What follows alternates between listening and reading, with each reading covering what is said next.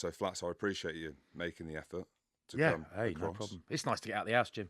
It's lovely here, isn't it? Isn't we it did nice? say that. It is an amazing studio. It is genuinely very, very posh indeed. You're the roughest bloke that's ever been in here, I reckon. I know. I had Ben Gulliver in here. No, actually, I didn't.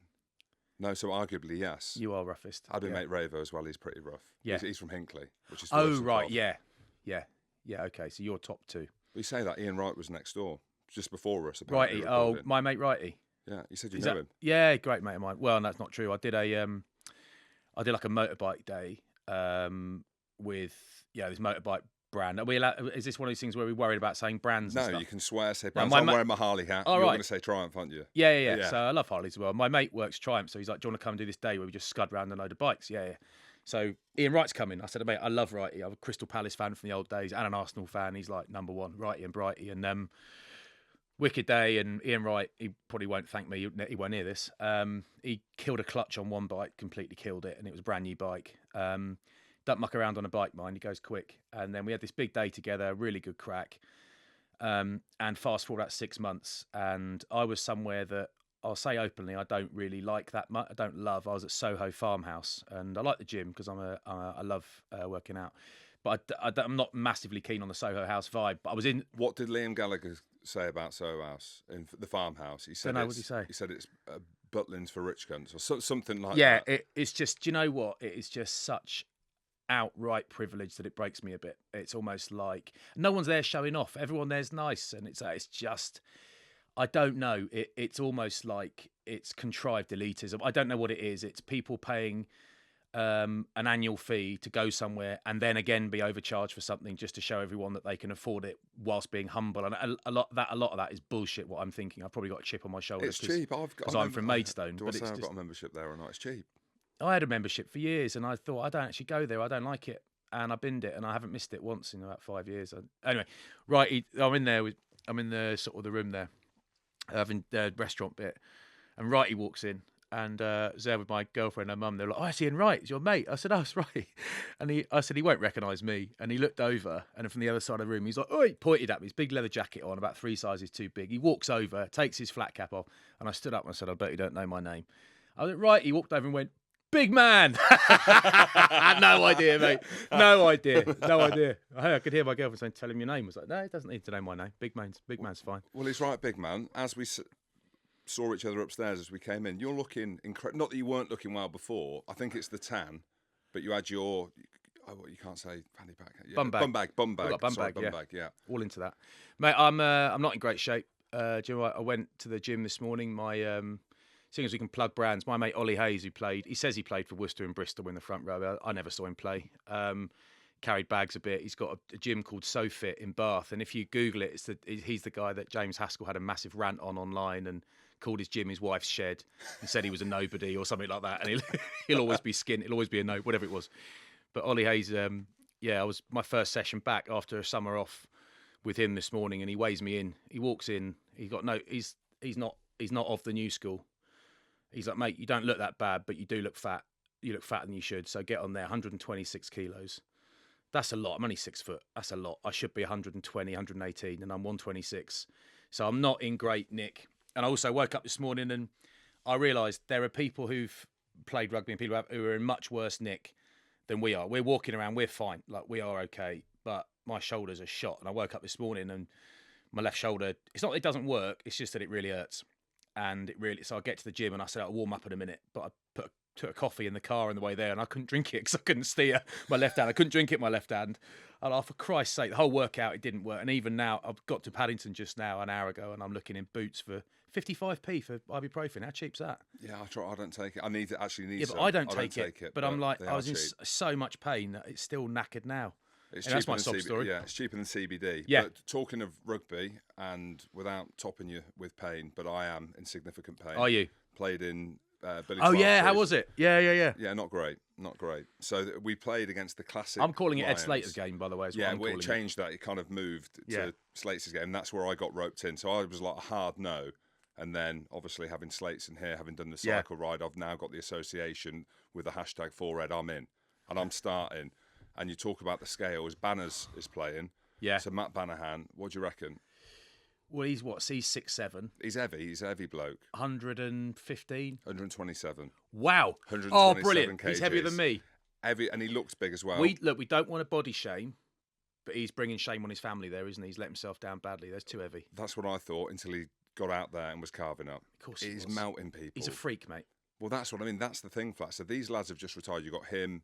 You've got Garves, Matt Garvey as well, who is a big man. He was a pro 5 minutes ago, Garves as well. Yeah. And they weren't accepting this. This was the thing. Luckily, they were on my team, but still, like when they're carrying, even if they're stepping into your channel and hitting you, like you're feeling it. And we played against the Classic Lions, and they had a couple of big Tongan lads who they walked in, didn't smile. I'm thinking, fuck. Apparently, Phil Vickery gave them a team talk. So cheers, Phil. I do not want to play. So before the game, I can't piss about because I've got to be in it, right? So I've got to be heading to try and play the game properly. And there weren't one part of it that I enjoyed. Hooky was playing 10, James Hook for them. First handoff in the chest, whiplash. And I'm like, I fucking hate rugby. Yeah. I can't do it. Yeah. Contact. And then Banners, Alad Brew were going at it. Like, so you had the lads on there. Alad Brew's a big man as well with a lot of power. Who wanted it still? I was like, mate, you still want it. I don't. Yeah. Here's the gap. Take it. Don't run over me. Yeah. And he's trying to run over me. I'm trying to tackle him with my hands, and my hands ain't working. Yeah. And I know from having spoken to you, watched you for a long time, played against you, and spoken to you since we retired, is you for a long time couldn't actually tackle with your shoulders. You had to tackle with your chest and arms because your shoulders were like jelly, same as mine. It's like if these 90-degree tackles, these chop tackles that Cowan Dickey and Joe Marler put in, one of those, recon for me. That is a recon straight away. Mate, if I'd have tried to drink this coffee I've got now an hour ago, I'm back in surgery. Never mind 90-degree tackles. It's like I can only tackle with my moves. That was the only thing. Flats, the only thing in the whole game. We did a line out, scored a drive first up, went up in the air, hadn't jumped in 5 years, came down. Placement was great, landing was great. A few breakdowns. It was weird going into it. Closed arms. Yeah. So putting your head in there at first. A couple of carries, offloads, like went on the floor, knocked on. But I'm not going to be judged on that. It was the tackling. It was like when someone ran towards you, the body did not want to tackle. The shoulder didn't want to go low. It was like my hands. So my natural thing, and that's obviously guarding. See, it's funny that, like, now if I won't play again because my shoulders are shot. My Achilles I injured my Achilles in 2004 and it's still bad now. Like I had to stop yesterday. I'm driving and I have to stop and take my shoe off and get out the car and do some exercise. It's too sore. And then the next day they'd be fine for a week and then it'll kill for a day and it's just a bit rubbish. So I think if I play, it will snap. There's a lot of weight going through it these days. But like the one thing, I don't miss rugby at all, like I'm sure you don't, physically. The one thing I miss is collisions, like not rucks and scrums. I would love just once a month to have a few head-on tackles to make. Like I loved it. My shoulders didn't love it so much, but the feeling. Oh yeah, I'd love to. Not that I was a big hitter or anything like that. I didn't have the timing, but it was like I'd do the massive collisions. That is the only bit I crave. Like if I could just play a charity game and just have 10 people steaming into me, I would quite like that. And then go home. I'd miss a load of them. But I miss that bang bang. I don't miss anything else. It's the running in between I couldn't do and the catching I couldn't catch it, Useless. Wow. This was for #4Ed. Well done, mate. Big shout out, Slates. He didn't ask me to play, and there's a lot of things I'm gonna would do, and hopefully will do for Ed. But he didn't ask me to play, and I'll be completely frank now. I didn't put my hand up. I didn't send him a text and say I'll play because obviously he's seen me, the nick I'm in, and doesn't want me anywhere near it in case I get hurt. But I will do something to help him because I sort of saw you guys playing and thought I could be doing that, and I'm not. Yeah, well, I'll do something else. Well, I'll put on record that's me. I'm done. Well done. Yeah, when Hooky handed me off in that first play and I got stars, I was like, not great from Hooky, that is it? Come on, Hooky, mate, play the game. Genuinely, I was pissed off. And the next one, I thought if he does that again, I'm going to fucking smash him. And then he did it and literally, I just let him run past me. I was like, I'm a shell of my former self. It's embarrassing. Flats, let's talk about the lay of the land with rugby. Now, I know we could probably do this podcast for 3 hours. There's a week, so much to talk Breaking about. only for water. Of course, the Jim and Flats show. Yeah. Goody and Shanks are going to hate us, aren't they? Yeah, they are, It's important that me and you have a chat about this because we've had conversations about a couple of things around salary cap, around the concussion stuff. You were quite open with me. I loved it. You called me out. We had a chat about it. We did it how you properly meant to do it. But as we sit here now, because this is going to be evergreen, this is going to go out for months and years, and people are going to come back and be like, oh, these two hold us to account. Of course. So this is now the week after the Worcester stuff got announced. The lads have just been paid, but there's all this stuff going on with Worcester, the concussion stuff. Michael Littman interview has just been released this morning. We had a brief chat about that. But just as a whole, as a snapshot, you're in the media, I'm tier 2 media, but we're close to the game. Yeah. We're close to the game. And when you look at it from an English point of view, let's have a look at the Prem, because all these numbers got released. Are you confident that we're still going to be in and around the players? This game is still going to exist?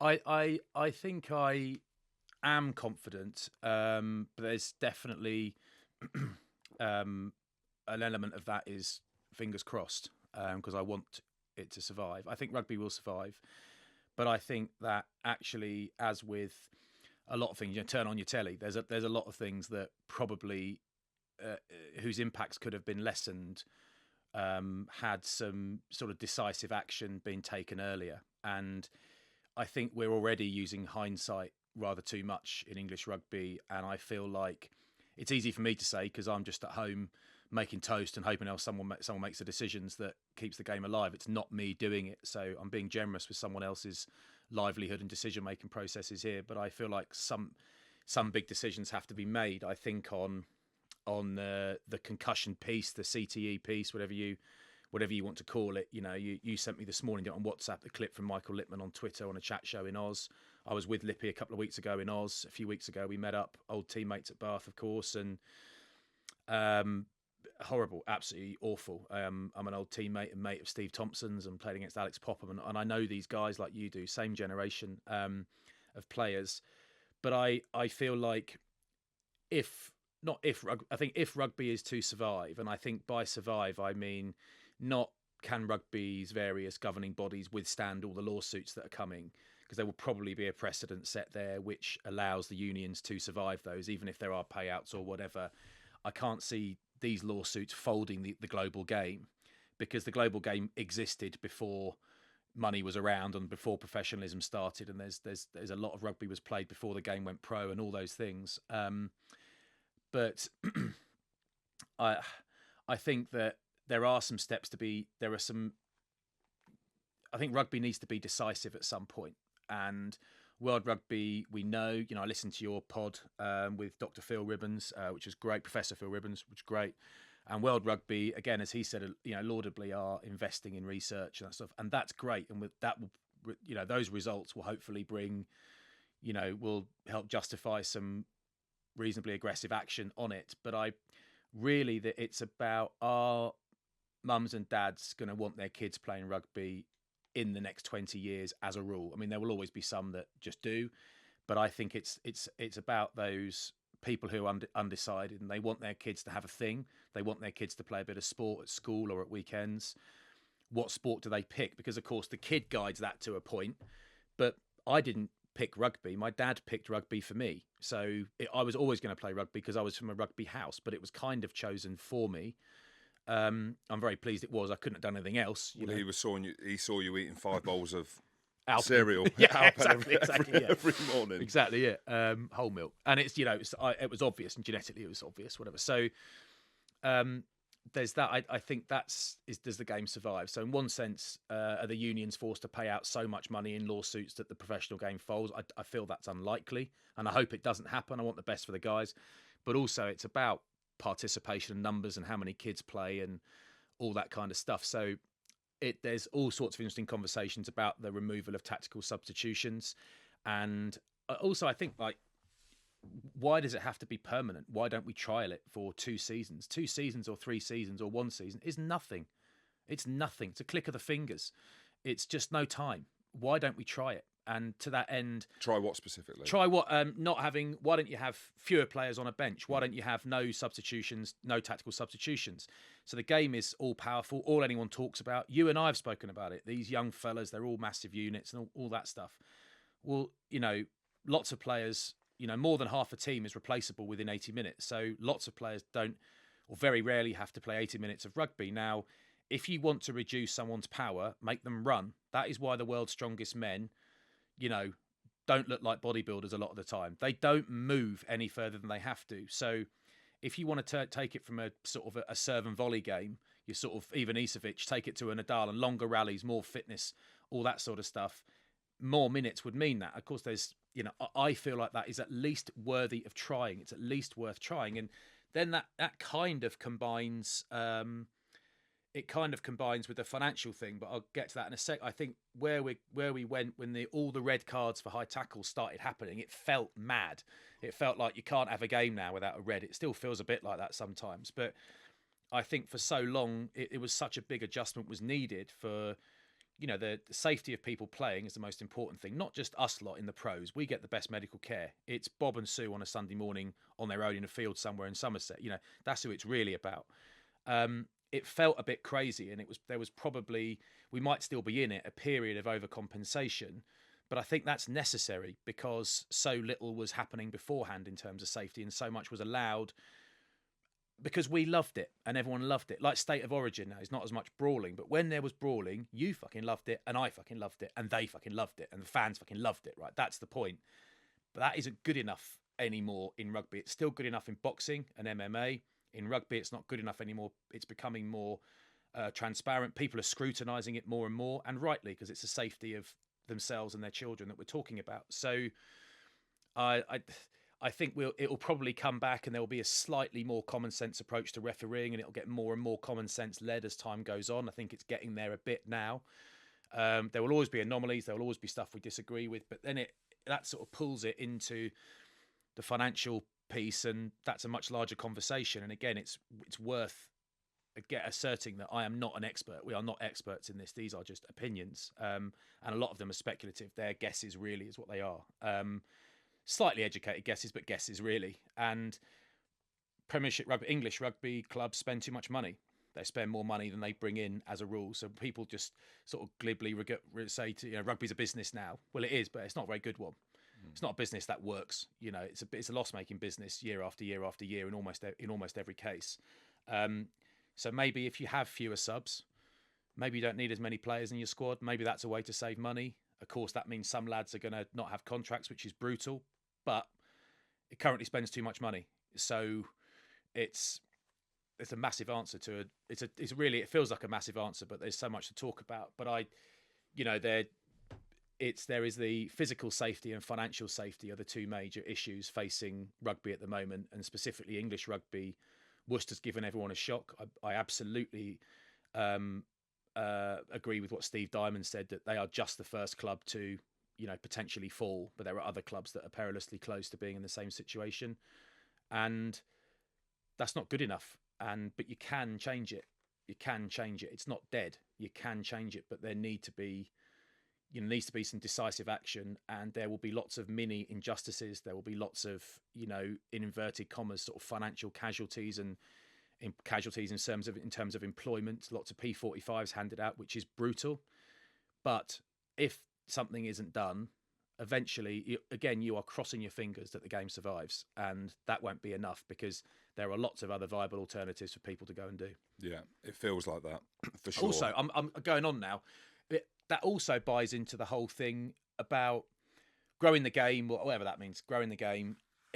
I do think that the whole safety thing is massively important when it relates to concussion, when it relates to CTE, early onset dementia. It's massively important. But I'm not one of these glib ex-pros that says don't over-sanitize the game or it loses the game's gone soft. I don't believe that. I think rugby is way harder than it ever was. It's way harder.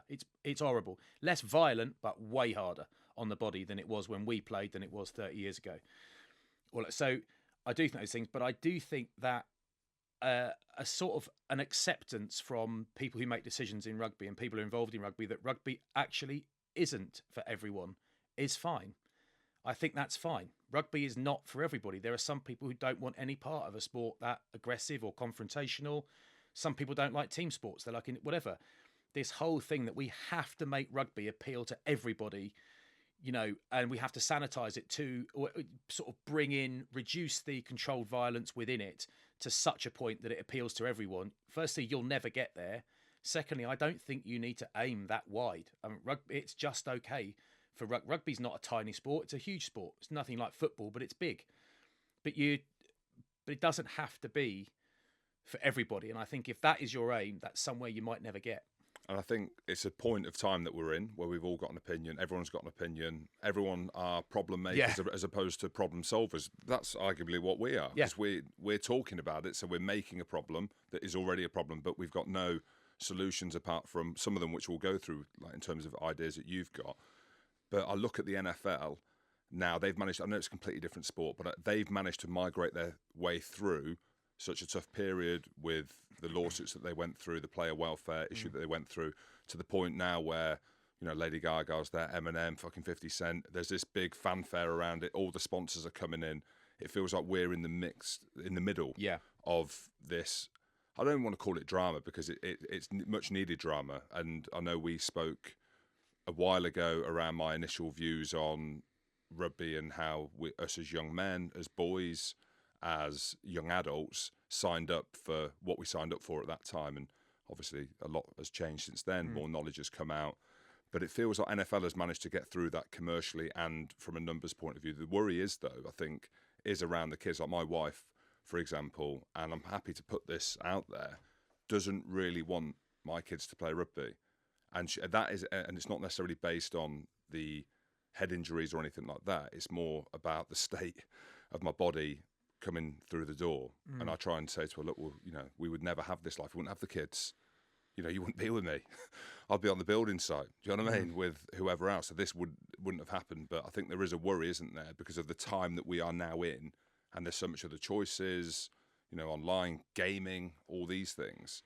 And I suppose just trying to give the listeners, Flats, like the reasons to do it. Like, are we going to get through this? How long do you think it's going to take? Because it feels like we are right in the middle of it. Well, I think firstly, I'm not an NFL expert by any means. I like the odd highlights package and that sort of stuff, but I know bugger all about it. What I feel reasonably confident of, though, is that the NFL didn't just weather the storm and get through it. I expect there were some very big decisions from some very clever people who were heavily invested in the sport to get them through it, because nothing, I think, probably except football, nothing is invincible in professional sport. No sport is invincible as a professional entity. So I don't know if it could have killed the NFL altogether, but it could have done it a lot more damage than it did. So it's probably, in some respects, really poorly managed, hence the payouts, hence the problem. But in other senses, probably well managed, you know, in the aftermath of actually some very real tragedy. So I think rugby has to really think about it. It has to be clever. It also has to be dynamic. So I think that the pros and cons of playing, the benefits of playing rugby, the benefits of playing a team sport, I feel, you know, I love football as well, and I like lots of other sports, but rugby is particularly special because physically it's so hard. So I do buy into the fact that rugby needs to be a particularly edgy, aggressive, horrible sport. I don't mean people getting gouged and punched and kicked. I mean, there needs to be some physical jeopardy. You need to be worried about getting smashed. You need to get your body positions right. It needs to be a little bit threatening. Threatening enough that you feel nervous before you play. That's all I mean in terms of control contacts. And I think that is part of the charm. Equally, that's what makes it, yes, it's a bit risky, but it makes it particularly special, because as you will know, and a lot of your listeners will know, but some won't, which is fine. When you go to really, really tough, you're in really, really tough physical spots with people, and you make it through, and you rely on them and they deliver for you, and they rely on you and you deliver for them, or you let them down and they forgive you and they try again and they still fight for you. It is particularly special, and it's probably a reduced version of what it's like to be in the forces. So the risks are, you know, minute compared with that, but you'll have acquaintances that were in special forces. You will have military acquaintances. I have too. There is a bond that is really hard to replicate in, I think, an office arena, because they're emotionally stressed in terms of stress levels. You can be in really tough spots. There's something about being really physically up against it and digging in for each other. It's like the Michael Littman thing, you know, whatever anyone thinks about the whole concussion thing, whatever it is, I went out with him and played 100 times, and that bloke was, as Dean Schofield, the ex-Sale Sharks lock, said to me, he was tougher than coffin nails. Like an unbelievably tough bloke. When you play rugby with Lewis Moody, it's just an unbelievably tough bloke. I could see him not for 5 years, and when I see him, I love him. I love Lippy because I saw him for an hour in Australia a few weeks ago, and I will never forget what he did for us and for me, and vice versa, and all that. So I think they are wonderful things to have. You've got built-in mates at a rugby club. That's the same for any team sport. Socially, they're great. I think the sort of lads is probably less laddie than it really was. There's still a bit of that, which is fine because it's fun. But I feel like the rugby clubs I go to, there's a couple of rugby clubs locally that I go to semi-regularly. I live in Bath, and we end up at lots of places, don't we? It feels like one of the most universally accepting environments I can imagine. And it's, we never realised when we were playing that we're playing with lads from Fiji, Tonga, Samoa. I played with Moroccan Muslims. I played with Abdel Benazi and his brother Khalid, and we didn't know or care where anyone came from. And this was, and we didn't quite realise that it was giving us a wonderful grounding for life. But I think there are many, many pros to playing rugby. There is a physical risk, and there will always be a physical risk. And I'm not going to be so glib as to say, well, you can fall out of a tree when you're climbing a tree. But if you choose to play rugby, you know that you might get injured every now and again, and that's all right. But I think the head issues, the concussion issue, the brain damage issues are, which ostensibly is what they are, I think that until we can, get as much information as quickly as possible on that and publicise it widely and clearly, and until we can actually take some real steps to show that we are, apart from yellows and red cards, that's good, that's working, I expect, or I hope, but actually take some real steps to experiment with new things for kids as well as for pros. I think there is going to be a larger number and a growing number of parents who say no thanks. Yeah. So we have to take those steps in order that people then feel confident to let their kids play or themselves go and play, and then they can reap the benefits of such a great team sport. Yeah, I think when you look at the game now, and it's changed, I've been retired 5 years. What are you? You not? 10 years. 10 years. Yeah. The difference between even the 5 years when I played to what it is now, the difference, the space between elite professional rugby and grassroots, it's not even comparable. Now, I don't know what the numbers are with injuries and stuff like that, and it's obviously important that we're talking about this for not just the elite level, but to save grassroots schoolboy and girl rugby, and for the interests of parents to get their kids into rugby so we don't lose it in the future. But there is a big difference, isn't there, between the elite of the elite, what we're seeing now, to turning out for your local rugby club and all the positives that you've just outlaid, the values, the sense of inclusion from whatever walk of life that you come from. Like what we did is not normal. The path to where we got to, which ultimately was the top, and then you've got the elite of elite on top of that. Yeah, that isn't a path that many people will make. So when we talk about rugby, we're talking about it on a slightly different level because we're talking about the guys who are getting paid. I interviewed Ben Gulliver, these guys that are in the championship, they're getting paid, but they're not getting paid enough. But when actually the masses are not going to get paid, and I think that's important that what you talking about them things. Because that is the worry, isn't it? That you go into a rugby clubhouse in 5-10 years' time, probably a little bit further down the track, and people can't field teams, especially in England where the numbers are so high. And that is, I suppose, the worry at the minute, and where, I put something out on Twitter before, and we can get onto this stuff, is rugby fucked? Because there is a feeling of that. I think because we're in the middle of it, there's a feeling of that, but we haven't really approached any sort of resolution yet. You'd hope that these panels of people are thinking about, the governing bodies are thinking about how to fix it, but it's not just how to fix it for now. It's like if someone else comes in and God willing, at the point of recording, no one's come in and bought Worcester as far as we know. I'd love someone to go in and buy Worcester and, get the sandwiches out for the lads and get the new kits printed up and away they go. Wouldn't that be great? But it ultimately doesn't serve to solve the problem in the medium to long term, which is Premiership rugby clubs spend more money than they have, so they spend beyond their means. So, it's not just rugby. That's not just rugby players. The obvious place to reduce that is salary cap. But do you need all these people working behind the scenes? And I realised I was one of them for a couple of years, and there was a point where I'm thinking I've got a nice salary, not cushy job's the wrong way to put it, but a cushy job. my hometown club. I live across a field from the Farley house. That's where I lived then. And I was like, I just don't need to be here. The club would be absolutely fine if I left, and yet they're paying me this money. And there was a few of us probably in those positions. And, you know, I think, yeah, steps have to be taken in order to convince people. That's just the pro game. I don't think the finances of the pro game particularly affect the amateur game, amateur attendances, except if clubs start folding and suddenly there's no pro game to go and watch in your area. There's that sort of stuff. So I think the foundations of a lot of these Premiership clubs are, you know, fundamentally a bit wobbly because it's just one rich dude in a lot of these clubs. You know, one rich person hopefully sticking around and being willing to lose millions, and that's great. But when they get tired of it, football seems to have a never-ending conveyor belt of people that want to buy these clubs for zillions of quid. Rugby may have that, it may not. So I think getting the house in order financially would, you know, at least sort of guarantee in the medium to long term that Premiership Rugby and whatever guys, the Premiership Rugby clubs all still exist and can thrive, albeit paying out less money, losing less money, ideally no money, and maybe even making a bit. Then you start thinking about the sort of the safety piece and thinking, well, the quicker we can demonstrably take steps on that, I think the more readily we will reassure parents. Because I've got 3 girls, one's a baby, she don't count yet, she can't play. My girls played a bit of touch rugby in the summer down in Devon a few weeks ago. They've never done it before. I've never tried to push them into it, and they loved it. And they haven't mentioned it. They're starting school again in a couple of days. They haven't mentioned playing any rugby at school. They can if they want. It will be touch at their age, I think. I would be 50-50.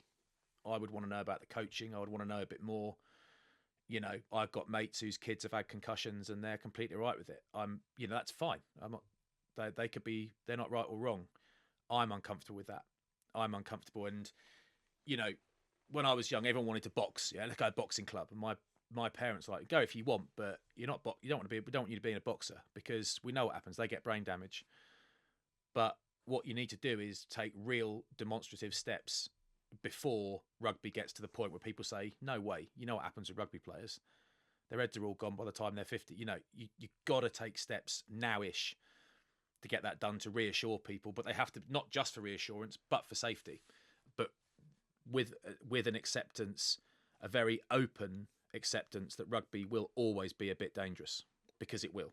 And I think that's okay, but it only to a point.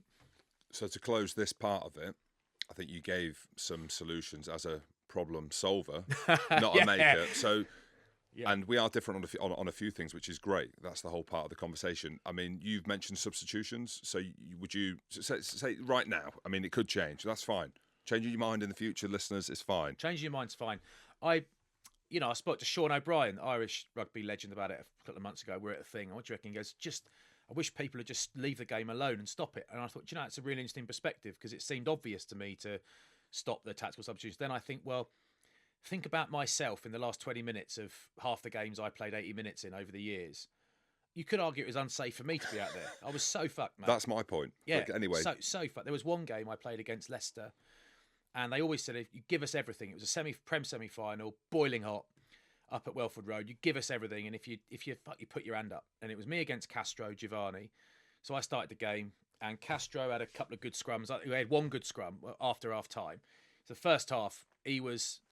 Can I get technical for a sec? Yeah, please. Right, front row is 3 on each side, heads to the left. So Castro would wait till I was set, and he'd step right. Shoots, or George, whoever it was, would say step. He'd even say step, and they'd step right. And I think George said step. I can't remember. He might pull me up on that when he listens to this. But Castro Giovanni would set up outside me. So I'm meant to be to his left. But as I look at him, and he's slotting in between me and Lee Mears, he was to my left. So I said to the ref, he's outside me. Because what he's trying to do is whack in on me and get me on an angle, shove my head in towards the hooker, swing my hips out, go straight through. Illegal, but good on him for trying. No problem with that. I said, he's outside me. So a couple of times we go to engage, bit of a shit fight. And, no one chins anyone, but it's a bit messy. Goes down, goes up. And I said to the ref, I got to the scrum, and I was smiling at this point from memory. My memory could be inaccurate. And I said, he's outside me. It's heads to the left, mate. It always has been. And I watch him, and I just said, watch him. And Castro literally stepped to his right, outside me. And I said, look at him. And the ref basically looked at me like, one more complaint, you're getting done. So I was so angry at that point. I steamed through Castro, had a massive scrum. We had a couple of big scrums in that half, and things were going great. After half time, he had one good scrum, and then he's given it all the Vamos chat. Vamos! I was like, where have you been for the last 45 minutes, pal? All right, he's a legend, and I'm jealous. But he bounced me at one point when he had the ball as well. I went up high, missed him, but not good. So I'm bitter. But then I was flat out in this game, and it was hot, and I was a bit fat and whatever. So I was, about 55, 60 minutes, I'm toast, and the physio comes on to treat someone else, and he says to me, how you doing? I said, I'm fucked, mate. I'm done. I've never said that ever. I am done. I'm absolutely empty. And he said, you've got to stay on for a bit. You've got to stay on for a bit. Coley comes on. Dan Cole comes on. Decent unit in the end, he turned out to be. And I remember going into a scrum and bending down, and my legs were shaking with fatigue before I engaged. I'm knackered. So I'm up for it, but I'm just tired, mate. And Coley gets a penalty, kick the points. Coley gets another penalty, kick the points. We lose whatever it was by those points is how I remember it. They subbed me off after I asked to be subbed off. Bring on Nathan Catt, who does a great job, stands up perfectly well to Dan Cole, no problems.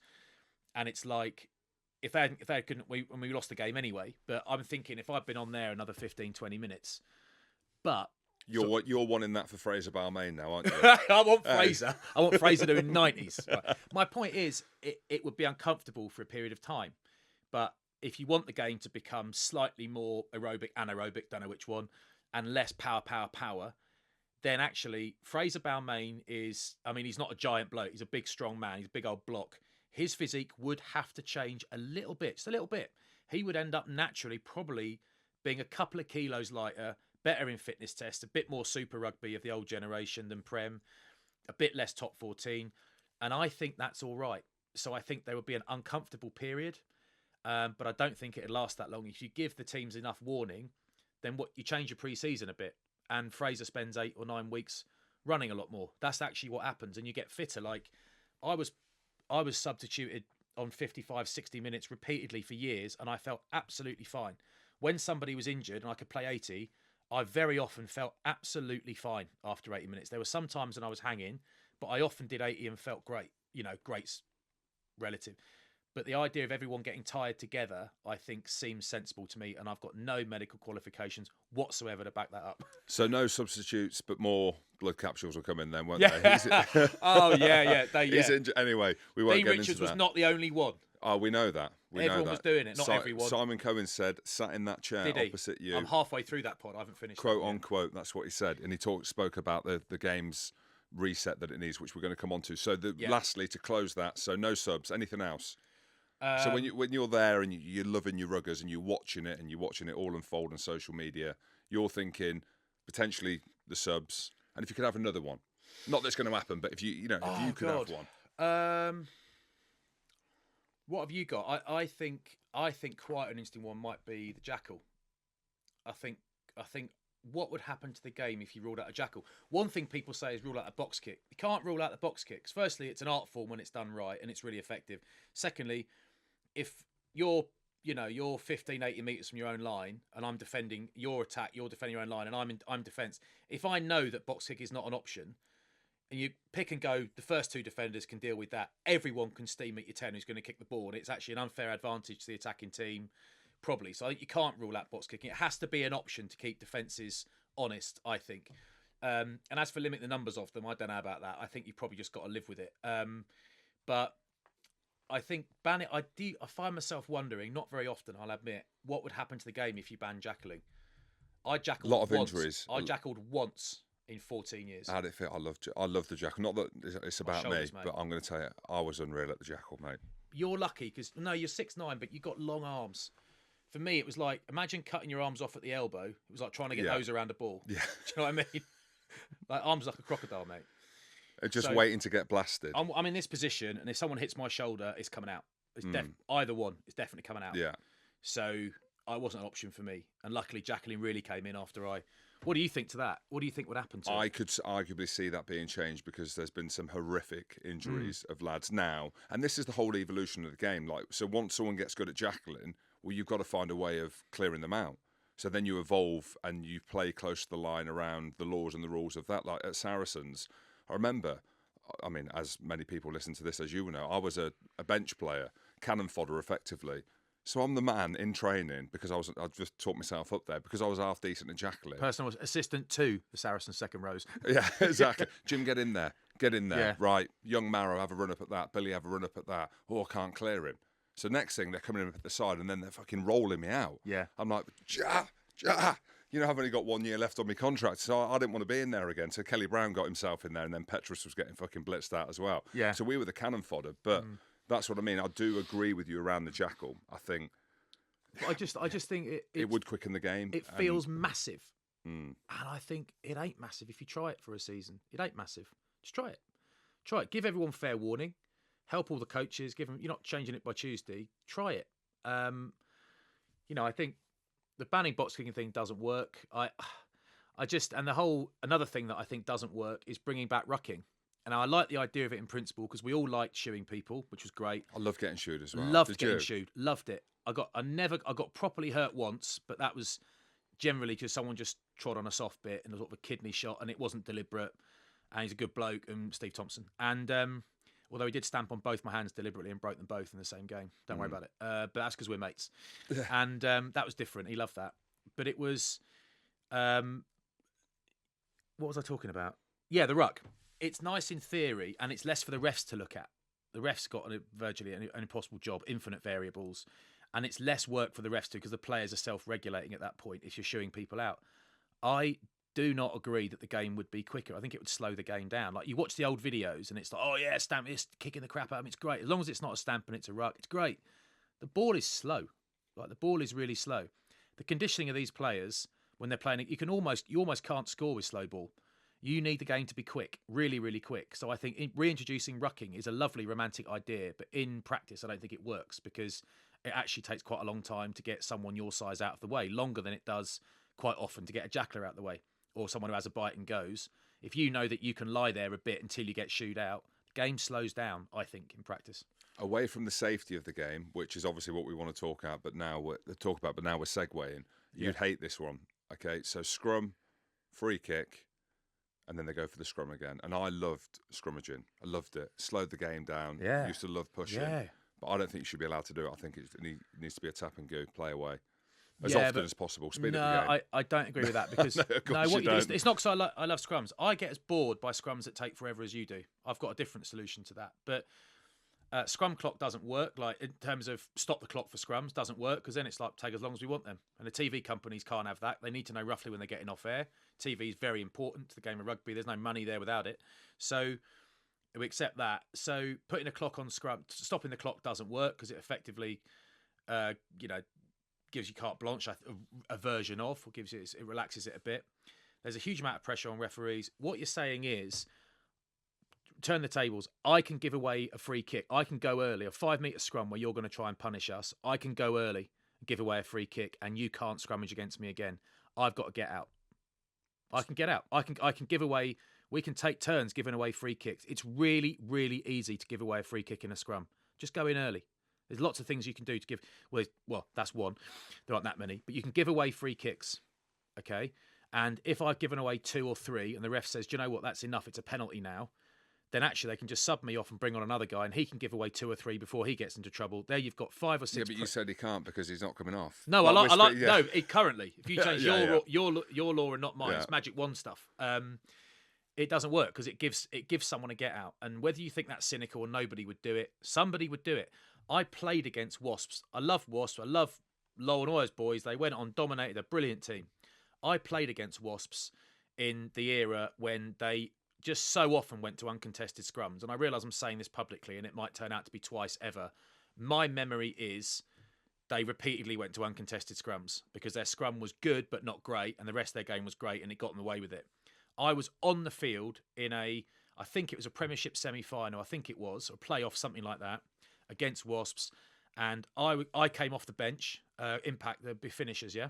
I mean, by my reckoning, I would never have got on the field that day, but yeah, I got there, I got an appearance, got an app, and got your match bonus, didn't. And I got on, and I watched, and I was like, I'm coming on, and I'm going to kill this scrum. That's all I'm doing. I'm not good at anything else. I'm going to kill them. And they knew I was going to get into them. They knew it was coming. Not that I was some scrummaging god, but they were tired. We had a better scrum than them, and I was better than the guy who I was playing against, who, in brackets, was out of position, right, playing on the other side. Let's name him. No, not naming him. It's not fair. He's a good bloke. Because the reason I say he's a good bloke is because I know him, but also I haven't asked him if I can name him.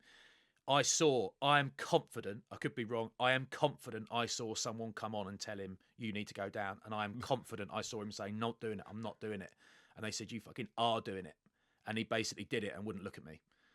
Because he was given team instructions like Formula One, you get off the field now. So I come on ready to kill people, tear up trees in the scrum. It's a close match. I'm going to win us penalties. I'm going to get us field position. I'm going to toast this bloke. And he goes off with a mystery injury that he didn't have before I came on. And you're absolutely worthless now. I'm now worthless because what am I going? I'm a liability around the field, mate. What am I going to do? I'm like a tree stump around the field. So I'm like, right, and I played in that. I played through it, and it was unbelievably frustrating. So if there is a get out and I can give a quick free kick away, and then I don't have to scrummage against Julian White, there is every chance I'll give that free kick away because it's not because I'm worried about it, but because this could cost us. So I don't think it works. I think deep-rooted, you're a scrummaging purist, as we know. And it's great that you give the detail and you feel that way about it. Do you know what I would do? If I was going to put a clock on anything, I'd put a clock on scrum setups. I think they're the biggest waste of time. It's as bad as... it was no better when I played. We were exactly the same. Looking back and looking at the game now, it takes way too long to set a scrum up. It's like a minute. When I'm watching games on whatever website, or I can fast forward 15 or 30 seconds at a time, I see the ref give a scrum. We watch a lot of rugby. You got to click through it. I can quite often hit 30 seconds, bang, bang, twice, and I haven't missed the start of a scrum. That is too long. It shouldn't be. That doesn't take that long to set up a scrum. And again, it's removing a little bit of rest from the game. It's a little bit more fatigue, which reduces power a little bit. Other than that, it's just dead time. We can keep talking about. I'm bored myself now. No, because one of the point of differences for you in the media is talking about the scrum, and you're obviously adding that to it. I think it's important. You're getting decent feedback from people. Are they enjoying that? Yeah, the best thing is, Jim, that if you speak about something with enough confidence, people think you're definitely right, and they think they didn't know that before. And I make most of it up, mate. But you go, thanks for your insight. I'm like, oh, mate, I've got a clue. I've made it up. Quite often, I have said stuff like that I think they fell over. I don't quite know. The whole we should have scrum refs, because somebody will listen to this and say we should have scrum refs at every game. Don't agree. Like someone like me, or like Rassie Erasmus said, Joe Marler should be a scrum ref. I mean, I'm sure Joe Marler's got bigger plans than that, to be honest. But it's like we would get loads wrong. We would need loads of replays. It would take loads of time. We would get loads wrong watching it live. That's the reality.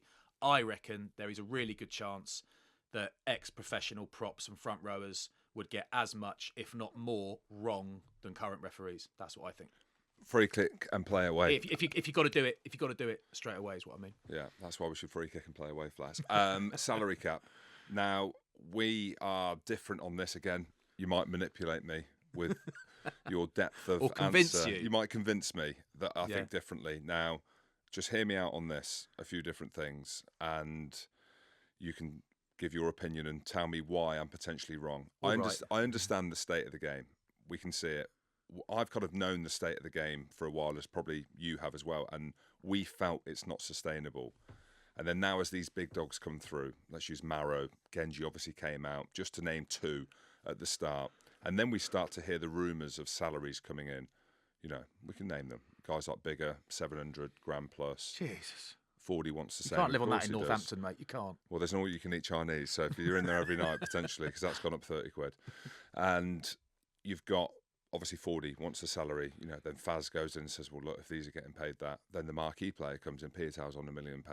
So-and-so's going to come in. He wants 850 grand as a marquee. The South Africans start coming in. Then all of a sudden, it kind of spirals out of control. Then the Saracen stuff happens. I know we spoke about the Saracen stuff on the phone, and you convinced me to understand the sustainability of Saracens by having a John Smith bring through Jamie George, and we can talk about that as well. But I'm quite big on this, and I understand the state of the game at the minute. And there's a part of me that looks at now with Worcester and the players, whether or not they're bought out and whether or not it materialises, that these players can't go elsewhere in the Prem because they're now cut off with a salary cap. I know they're talking about potentially opening that back up solely for the players, but we're talking about the game, what we've played in, one of the most physical games on the planet, one of the best games on the planet, yet the ability isn't there. And I know other teams and I know that other sports have salary caps, I just can't see, and I'm not talking about an endless pot of money. I just can't see how a league like in France, but I understand commercially with the TV deal, Canal Plus, it's a completely different model. How players in there can get paid a significant amount of money, and the URC is the same. Speak about Leinster, obviously there is no salary cap. Yet in the English Premiership, where we've got one of the best leagues in the world, we're completely pulling back on what players can get paid. And I'm a big believer in there's no loyalty in sport. Yes, there is a little bit, but mainly there's not, because, you know, I don't know who's looking after you from Bath for your body and your shoulders and stuff like that. Exactly. There is nothing. So there is no loyalty in sport. It's a short career. Genji obviously came out and said, you know, he wants to get paid as much as he can, of course. The coaches are getting paid as much as they want to get paid, of course. And that's where I just feel with the salary cap, there's got to be a limit. I get that. But I do feel as if, well, one, it's got out of control, we know that, and maybe these are the reasons why it's got to. I don't believe it is. I don't believe we're at this point with Worcester and with other clubs because the salaries have got out of control. I think there's other elements to it. Again, we can probably talk about that as well. But you're big on the salary cap and salaries not being as high as I believe they should be. What is my fee for today? Sorry. Love. Love. Are we going for lunch? Love. I'm going to take you for a steak. Hey, it's a great steak. Smith and Walensky's, big shout out to them next door. Cheap. Don't worry about it. I'll email someone. I think that comparing, naturally, you know, you compare the Premiership to the top 14. It's what you do. It's a version of like for like, isn't it? It's domestic competition. But that's like saying, my neighbour's got a Ferrari. Why can't I have a Ferrari? We're both in marketing. Yeah, but he earns 400 grand a year and you earn 100 grand a year. You can't have a Ferrari. He earns more than you. He works for a different company that pay more. So it is like for like in the sense that it's domestic rugby league, but their TV rights packages are significantly more valuable. They have two competitive leagues, the top 14 and the Pro D2, which I think is makes a massive difference because you have competitive large crowds in Pro D2. You have big name clubs dropping down and giving credibility and visibility to the second tier. And the crowds are generally bigger. There are Pro D2 crowds which are the same, bigger than Premiership crowds. I'm right in saying on average. So there is more visibility televisually. There are more spectators, and all that sort of stuff. So you can compare it if you want, but whatever you think the players should get paid. Firstly, I'm not one of those guys who bitter because the lads get more than I do. They don't. I earn tons. No, I didn't. I bugger all. But no one's getting sick. No. But I want the lads to earn as much as possible. But no matter what you want and what you think it should look like, and the nice view of it and say, we're going to stop attracting the best athletes because they're going to go somewhere else because we can only pay them 150 bags instead of 500 bags, that sort of stuff. They're all legitimate concerns. And your desires are all legitimate because they're yours. But you cannot get away from the fact that rugby doesn't have enough money Premiership clubs do not have enough money to pay players what they are currently paying them and break even. Not just players, for their outgoings to where they're currently. Most Premiership clubs they don't bring in as much as they spend. They are losing money, right? Lots and lots of these clubs are losing money, which simply means that unless they can transform their revenues, which would be pretty handy because then they'll have more spending money, until that happens, they have to reduce their outgoings on the pitch and off it, by the way, or it remains an unsustainable model. Now, the key thing is that's the first step you've got to take. So I wholly support the reduction in salary cap. And the lads probably hate that because it means there are lads getting paid less. I get it. Didn't happen to us. I get it. But I wholly support that because the clubs can't afford to pay them out. And all you need is one more owner to say, do you know what? I'm out. Sod this. I'm out. I'm losing 3 million quid a year, 2 million quid a year. I can't be asked anymore. Unless I'm worth 300 million, these are big chunks of money, right? So they are anyway. So I think there's that. But I think then you have to, I think that's the first step to take is reduce outlay, is reduce your outgoings, because we all want rugby to be sustainable and be confident. The safety thing, the financial thing. What we're talking about here is the financial thing going into the future. Let's pay players more.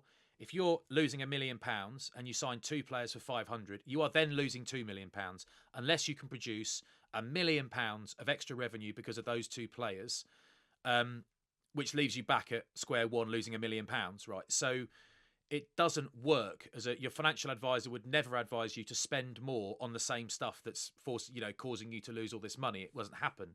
It's a nice vision, but it doesn't work that way, I don't think. So there's that, and then first step, reduce outgoings.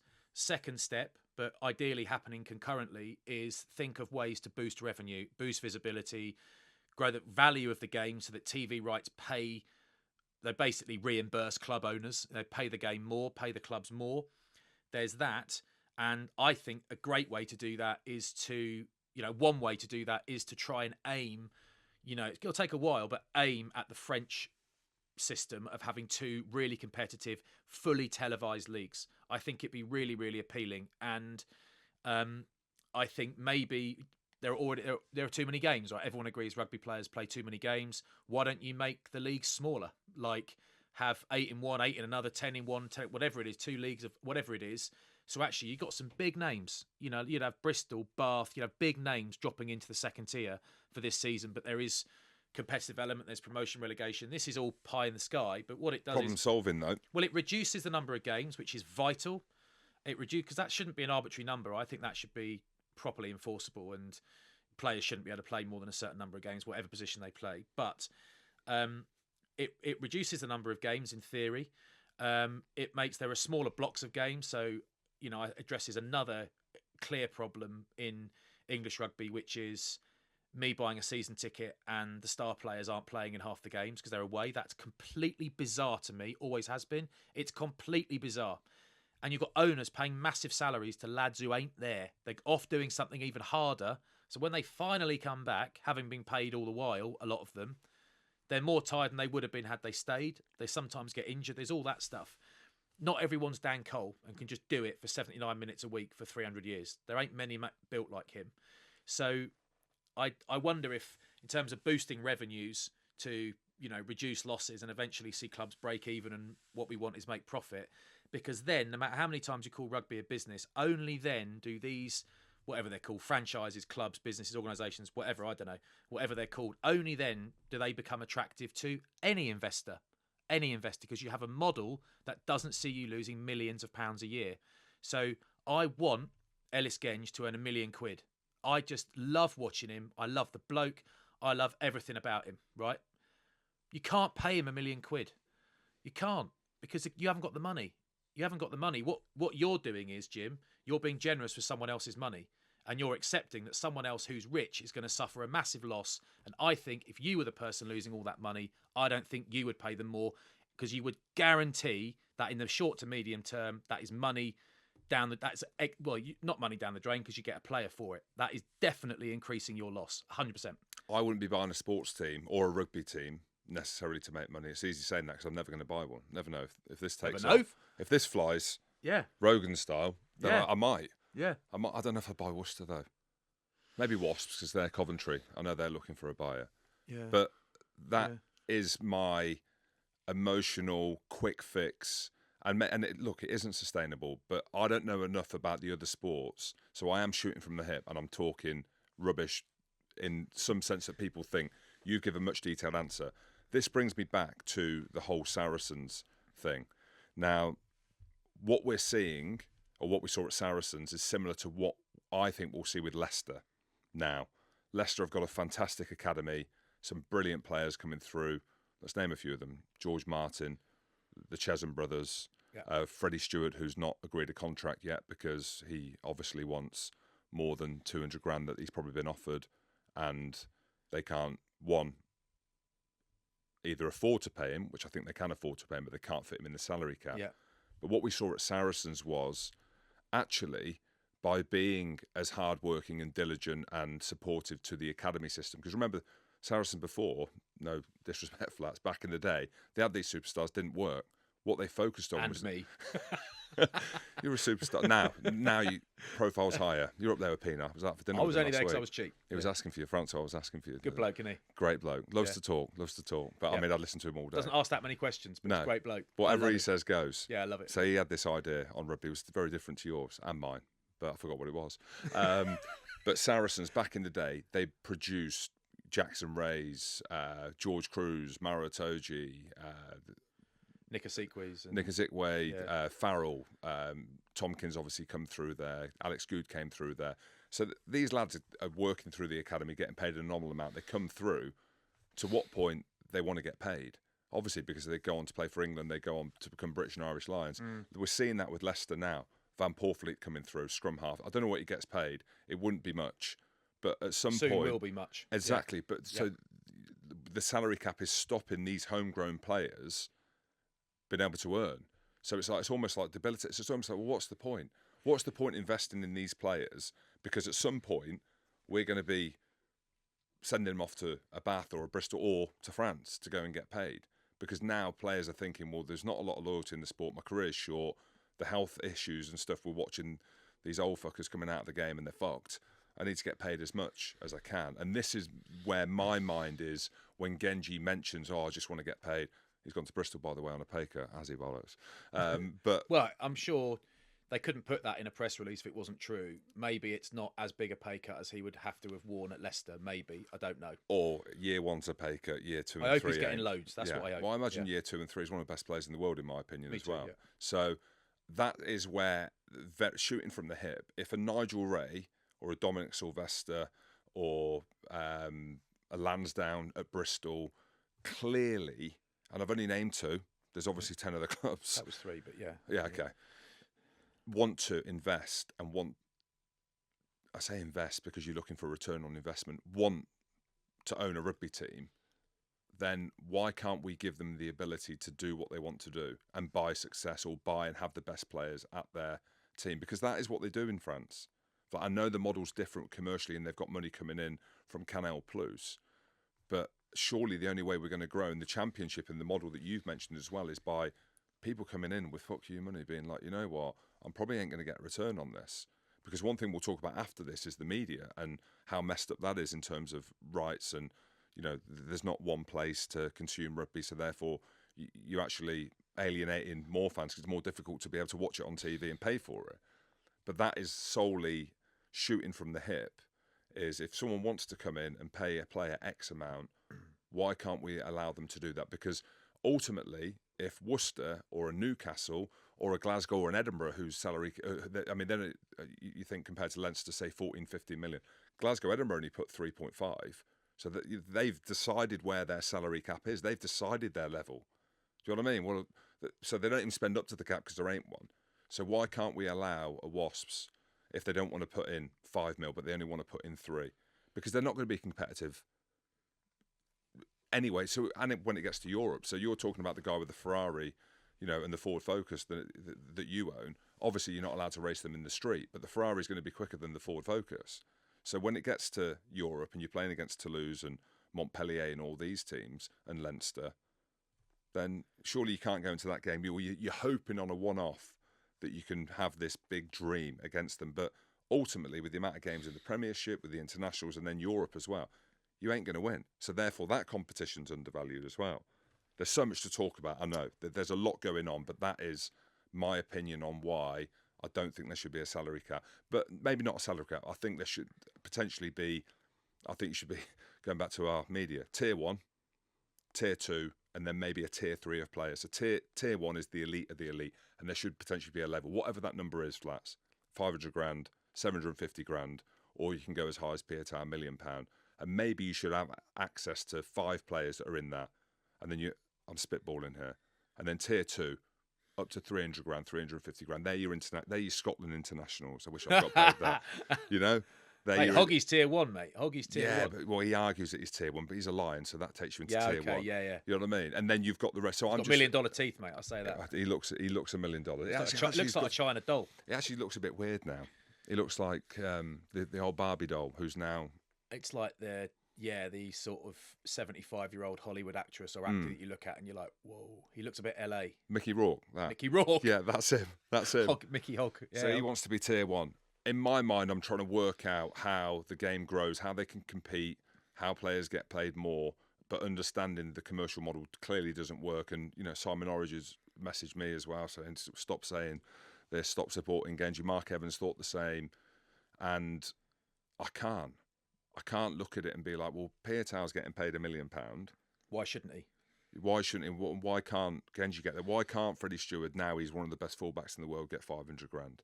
Why is he blocked by a rule and, you know, Well, the book around the salary cap. It's 17 questions in one. I know. It's an opinion. It was an opinion, not for you to answer, but that's just an opinion. But in sort of I guess in response to that, I think that there are various reasons. If you continue to base what you think players should get paid on competing in Europe, I think you further endanger the English game, because Ireland have got their house in order because they're centrally contracted and there ain't many teams and they can rest who they want when they want, and good on them. They will likely do better in Europe more consistently with that model. They can spend more money, they can rest guys. Guys play fewer games, more cash, they don't leave. So bigger squads, retention's great, player welfare. Squad, right. So nailed it. The Premiership is not centrally funded. Maybe you could argue it should have been, missed an opportunity. It's not. So there are individuals and consortiums or whatever protecting their own interests that don't always tie in with that of the rugby union. This, it was ever thus since it went pro. So then the French just have more money because the TV channels just give them a lot more money. Okay, they earn a lot more money. They play shed loads of games in France. Brutal. Never ending. Top 14s. There's 200 teams in it. It's only one team building the Prem, but it's a kind of an endless season. We used to be in the middle of pre-season, the top 14 lads were playing, and you're like, oh my God. And you finish the season and they're still playing. You're like, oh my God. Imagine playing in France. No wonder they get paid more. Buggering off to France for more money, losing all the English talent because the salary cap is more difficult now because there are French, foreign player quotas in squads. So there ain't this big exodus anymore. Ain't happening. Japan traditionally doesn't take that many players. It certainly doesn't take that many English players. So that isn't a massive worry. So I, like you, want the lads, so to speak, the top pros to get paid what they should pay. And what's going to happen if they can't earn the 500 grand a year they think the market should be paying? They think they should be paid. They might go. Some of them might go. Most of them won't. You got the shit kicked out of you for years mostly on less than 500 grand, except underpaid. Except when you went to France. You got the shit kicked and still you stayed. People get to this point. They get to professional level. People want money. People want Range Rovers and flash trainers and all that sort of stuff. People want to get their hair done for free, their plugs done for free and their teeth done for free in Exeter. People want that, the perks that come with it. But the players get there because they love the game. I think the notion that half the best players, up and coming England players, aren't going to stay in the game because they can only earn £250,000 a year instead of a bit more or whatever. They can only earn a lot instead of a shitload is unlikely. If it happens, address it. If there's a massive talent drain, where are they going to go? They ain't going to football, too competitive. Where are they going to go, mate? Rugby players generally aren't that good at other sports because they're lumps, right? They're sort of specialist athletes. So not like Sodom where they're going to go. I think it's unlikely they will leave. Some might think, sod this, I'll go to the city. Good on them. I might have done that halfway through my career and I had that many injuries, but I didn't. So I'm glad I didn't. Now, in terms of academy lads coming up and everyone needs paying, well, he was on this much and now he deserves this much because he was a kid and now he's a first teamer and international. That is where you have to see players just not being offered contracts anymore. So it's ruthless. But if Jack Van Portfleet, JVP, has come in and you've got Youngsy and you've got Wiggy there, I presume, I don't care what the lads' contracts are, but those two won't be cheap. Youngsy certainly won't. And then JVP comes and demands money. Well, you might have to let one of those guys go. That's how it works. Mark Evans, the genius, you've spoken to him a lot. When the whole Sarries thing happened, he said one of the key indicators for him was that they reached the top and won, but no one ever left. So what happens is, in the NRL, for example, is his example, you just can't win year after year after year so easily because your players' stock rises as you're winning, as the team improves, and you can't afford to keep them because otherwise you're just going massively into debt, spending money you haven't got, breaking caps. So players leave. So unfortunately, if academy players come through and they are so valuable that you can't afford to lose them, you need to pay them a version of what they're worth on the market with salary caps accounted for, and someone has to go. That is how it goes. That is how it goes. And the notion of just paying them anyway, because it's not their fault, is a cap. Why should there be a cap? You're plunging English rugby, Premiership rugby, further into debt, making it less and less sustainable. And the reason I think that probably doesn't scare you that much, Jim, is because for now, all the clubs that turned pro, apart from Richmond, the clubs that went pro basically are still there. So you think they'll always be there. But what if they're not? What if this, this cost of energy crisis, the cost of living crisis forces people think that the super rich just get richer in recessions and during lockdown and COVID. What if some of them don't? And they say, one thing I'm not going to do anymore is lose 2 or 3 million quid on this rugby club. I'm out. And then no one comes in to buy it because it's a crap business model that loses money. Or it's not crap. It's not a viable business model because it loses money. So you are making the game literally less sustainable every time you pay someone more. Every time you just go more. It doesn't matter to a point what the players say they're worth. If the clubs don't have the money, they can't spend it because it just makes the game less and less sustainable. And it's Bristol. They started playing brilliantly. Pat Lam took over and they had Piatau, Luatua, they had Big Sink, they had Nathan Hughes, class, Madigan, and then you got like the Piers O'Connors, the Urins, the Harry Randalls, all those lads that come through. Joyce, Joyce, one of my favourites. Hell of a break last year. Yeah, great. Yeah, I wish they'd scored. I know. Anyway, but they rightly need to have pay rises because they've gone from being on the fringes, they're regular first team players. But if there is this much in the cap and there's not enough to pay them, they either go bye-byes, they accept less, or someone at the top, the club decides someone at the top, a top earner has to go to make room for them. That is how it works. And if you just also talk about the value of the Premiership, you want your TV rights to go up, you need the product to be as good as possible, the league as a whole to be as good as possible. If you let the 2 or 3 uber rich owners spend 3 times what everyone else spends, it will be a shit league because you'll have teams that can't win against them. You can't. There was a point during the whole Sarries thing before they, for want of a better phrase, got caught, where it didn't matter whether they rested most of their first team because their second team was basically as good as every other Premiership first team. Right, well done you. So there was that. And although I love watching them play and love all the guys there and Nigel Ray, I will respect and very much like Nigel Ray to the day I die. I know him pretty well. I know his family well. But what they did, and what happened. So it just makes it. You'll end up with a couple of super clubs. And it's crap. It's just not as good. There's no brutal away days. What if there was 5 or 6? It's not enough, Jim. You ideally what you want, I think, is, as I said, I'm spitballing. I haven't given it enough thought. Really, I've been on holiday. I think you probably want to reduce the number of teams in the Prem, make a second league with the really ambitious Championship clubs, and probably have 2 conferences or whatever you call them. And that's the sort of thing that probably never happened because it's too big. But it does serve to, maybe sort of revive a bit of interest, give exposure to new clubs, all that sort of stuff, reduce the number of games. But if you do something like that and you've got Bristol allowed to spend 12 million quid a year and Ealing are spending 4, that it suddenly, what's the point in doing it? Because everyone's not, it becomes Formula One. If you've got 2 teams with amazing cars and everyone else driving bangers, it's fun, but you kind of know who's going to win. So when you kind of know who's going to win and jeopardy is diluted, I think sport loses its appeal. It's Joshua Usyk the other day, boxing's a completely different thing. I actually genuinely feel guilty about watching boxing sometimes because I feel like the heads and the brains and what we know and all that stuff. I still watch it. So I'm an absolute hypocrite. I still pay my 20 quid and watch it, right? But $26.95, wasn't it? It was expensive. It was worth it. We got a full fight though. Cost of living, mind. But you got all that. If you are confident who's going to win, it's just not as appealing. It just isn't. If it's a nobody, would you come home early from pub or dinner out to watch Joshua against a nobody? If you're an on the fence fan, maybe not. I wouldn't. Would I get home early? Did I leave early to watch Joshua Usyk? Yes, I did, because I wasn't sure what's going to go down. So you need jeopardy, and if you have super clubs, you lose that. So you're not going to watch Europe this year? You're not going to watch? No, Champions I love it, Cup? but if the whole argument for making English Premiership rugby clubs less and less sustainable by the season, less likely to be taken over by anyone sensible if an owner decides they've had enough or wants to retire or whatever, sick of losing money.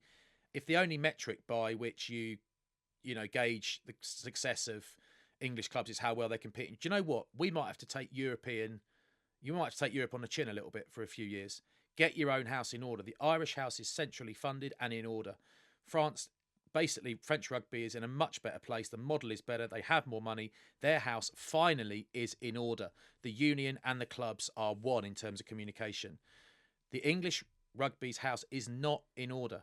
So you need to get it in order before you start worrying about competing with people who've got their shit together. That's what I think. And there are some big decisions to be made. And I think, it's like as soon as this Worcester stuff comes out, which is just frigging grim. One option is, right, give every club in the Prem, the other 12 clubs, an extra 500 grand, an extra 10% to try and absorb these players. All right, what about the 80 lads who stopped being Premiership rugby players the end of last season out of contract? It's not fair to them either. No. Well, let's get them in. Let's give every club an extra $1 million. Okay, but all these clubs are losing £1 million already. Now they're losing 2 because revenues are not suddenly going to transform. So what's happening at Worcester, we hope it gets sorted. Of course we do. If a load of lads end up out of contract and people out of work, it is a horrible, gruesome, unnecessary way to get actually a step closer to where Premiership rugby needs to be, which is actually spending less money. You don't want it to happen to just one club. You want it to happen all clubs at the same level. It's not the way you'd want to do it. But you can't just say, oh, this is really unfortunate. It's crap for the lads. Here's an extra load of money, because you're perpetuating the unsustainability. So it's really, really difficult. And because it isn't fair on all the other lads who ain't got contracts now that had them last year. You're too nice in all this. You are like, you've got your hat on of the clubs, of obviously the owners, of the clubs that don't want to spend. Like, I think it's an admirable place to be, like I really do. And you contextualise it well. Just lastly from me, the chicken and the egg scenario, let's just keep it really basic, is the growth of the game and also the appeal of kids coming into play. And they look at an Ellis Genge, and let's talk about him because we both love him. And say he's capped at 150, 200 grand a year, which is a decent amount of money. I get that. But in the grand scheme of professional sports, we know what he can do. We know the value of other players in his position globally is significantly more. Now, we know he's getting paid more than that. But the appetite to become an Ellis Genge, not only to look like Ellis Genge and play like Ellis Genge, but to be paid like Ellis Genge. The appetite, surely, as a youngster coming through, like football, and I know I always use the analogy, we shouldn't because it's a completely different sport. We can't, but we do. Yeah. Of course we do, because it's the biggest sport in our countries. So we're going to use that. But the appetite to be a professional footballer is the profile, but also the money, right? So we're asking kids to come through now and be like, right, be a professional rugby player, but you're not going to. You make decent money, maybe. If you're playing the championship, you're making fuck all. But if you can make it to the top level, but there's going to be this constant restriction because we just don't want to pay you. There's a part of me, and I do flip-flop on this, in seeing what Maritoji's done. And he's hanging out with DJ Kelly. When I was with Francois Pienaar, I was actually sat next to DJ Kelly. He didn't know rugby. He said he did it on his Instagram when he was with Maro, but he clearly didn't, because he didn't know me or Francois. Another one. God, that bloke annoys me, mate. I know, yeah. It's small. Smaller than you think. Very small. Quite big as well. I feel horrible. I'm sure he's a lovely bloke, but the whole I don't know. "we the best music" thing, it's just like I'd flick on, mate. I've got a little button on my steering wheel, and if I hear that, mate, I'm out. Just flick forward. Oh, get off, mate. Billy Joel. Yeah. But the appetite to become a professional rugby player going forward, there is a carrot of being financially paid highly. And this comes back to the point where we're talking about where we are in rugby at the minute, from a safety point of view, from an interest point of view, and from a financial point of view. We are in this sticky zone, aren't we? And I go back to my point, if a Nigel Ray or a Lansdowne want to pay someone a significant amount of money because they think it's going to enhance their club, it's going to bring people to the stadium to watch them play, to make a hero out of them, and there's an individuality about that. I know rugby's the ultimate team sport. I like that. Yeah, but it leaves everyone else behind. Yeah, it leaves everyone else behind. That makes the overall product crap. It waters it down. It waters it down quite quick. It just does. And I think, and do you know what? If rugby players can only earn, for almost everyone who's going to become a professional rugby player, earning the sort of salaries you're talking about as being, in inverted commas, shit salaries. We know they're not. I know you don't think they are. That's a lot of money is one thing. Firstly, it's a lot of money to almost everybody. Almost everyone in the UK, what Premiership rugby players can earn is a lot of money. Right, there's that. There will be the odd player who does his A-levels or her A-levels, because the women's rugby will go the same way at some point. They seem to be doing things more sensibly on the financial front, frankly, but slower, yeah, but that's better a lot of the time. Well, it's hindsight, isn't it? They got all the they can learn from mistakes and all that stuff. So let's talk about the men's game. Is what we're talking about here. You've got lads finishing sixth form at whatever school, and they've got an option, and they could go and start a job at a bank, they could go to uni, they could take the salary, knowing the odd one will think, do you know what, that's not enough. Do you know what, I want to be earning more than that when I'm 30, when I'm 25. There'll be the odd one. I bet you there are hardly any. Being a professional rugby player for kids who've played rugby since they were little kids it's such a dream. It's such a passion. That's how they've got to the point of being offered a contract, that they want money. We all want money. We all like money, but it's not their sole motivation. It wasn't yours. It was nice to get a bigger contract as time went on. I wasn't thinking I want to be pro so I can get paid what Jason Leonard gets paid. I wasn't, I doubt. But was Ellis Genge, when he grew up, smashing people when he was 14, 15, was he thinking, I just want to get paid what Trevor Woodman gets paid? He's probably thinking there's some nice cash there, but that, I'm very, very sure that it wasn't his sole motivation. So I think that the idea of capping Premiership players' salaries at shitloads instead of absolutely shitloads in real terms, I think the numbers you would lose would be vanishingly few. That's what I think. I think you'd hardly lose any. And the idea of just whacking all the lads' numbers up, why shouldn't Nigel be allowed to? Why shouldn't Steve Lansdowne be able to do that? You leave everyone behind and you dilute the products, what you do. And you all the while make these clubs, these businesses, inverted commas, less and less viable. They lose more and more money because revenues don't double as their salary outlay goes. The salary bill doubles, it doesn't. So Steve Lansdowne ain't going anywhere. But if he decided to, or if you've got a club owner somewhere who gets poorly one day and decides I want to pull back a little bit, I'm out. No one's buying it, mate, and it's gone. None of these clubs is completely safe unless they're breaking even. They're a decent financial proposition for potential new owners and investors. That's the point, I think. Well, I imagine when Genji plays against Cyril Byrne, he's been paid 3 times the amount of him. He might injure him just because he's that angry. Yeah, but do you know what it's like, mate? I know, we can go on for this for days. But it's like, sorry. Do you know what? I'd choose to live in Bath. I like living in Bath. If I wanted to live somewhere else where I could get a bigger house with a bigger garden and a big driveway, don't say Northampton, and a swimming pool, go not on, to say Northampton. Where are you from? Can't say cool. If I wanted to move somewhere else and get more from, that's where I choose to be. These lads have ended up playing in the Premiership, where you get paid loads of money to play sport.